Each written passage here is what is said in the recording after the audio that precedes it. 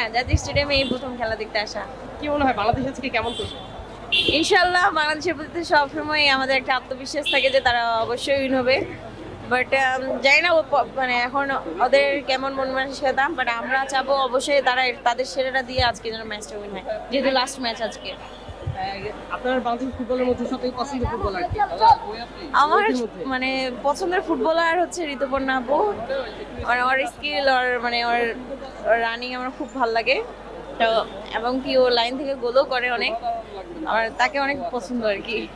হামজাদের খেলা দেখা হয়েছিল এর আগে? হ্যাঁ, oh she is a good player.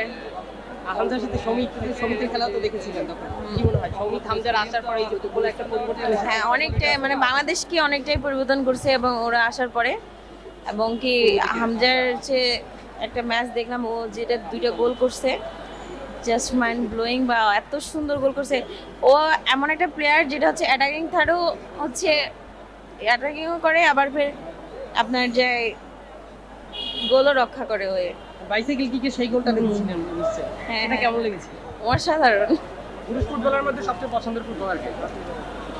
আমি যেহেতু ডিফেন্সে খেলি, তো আমার জন্য তপু ভাইয়া। যদি ধরেন পুরুষ ফুটবলার জাতীয় দলের কার সাথে কখনো দেখা করার সুযোগ হয়, কার সাথে সবার আগে করবেন? তপু বর্মন। বর্মনের বিশাল আচ্ছা, ধরেন একটা জিনিস তপু বর্মন ভাই, তপু বর্মন থেকে একটা যে কোনো একটা স্কিল বা কিছু আপনার নেওয়ার সুযোগ হলে তাহলে কি নিতেন বা কোনটা তার কাছে চাইতেন যে এটা আমাকে দিয়ে দেন? তার হাইটটা, হাইট। মানে আমি যেহেতু ডিফেন্সে গেলি, আমি আমি হচ্ছে তবু ভাইয়া আর আমি কিন্তু সেম পজিশনের। তো আমি চাই তাকে, মানে তাকে উদ্দেশ্য করে আর কি, তাকে লক্ষ্য করে খেলাধুলার চেষ্টা করি। হ্যাঁ, আমি প্রফেশনাল ফুটবলার। আমি হচ্ছে কালকে নেপালে যাচ্ছি খেলতে, আমাদের বাংলাদেশ। যেটা আজকের হচ্ছে- ম্যাচের প্রেডিকশনটা বলবেন কি কি হতে পারে?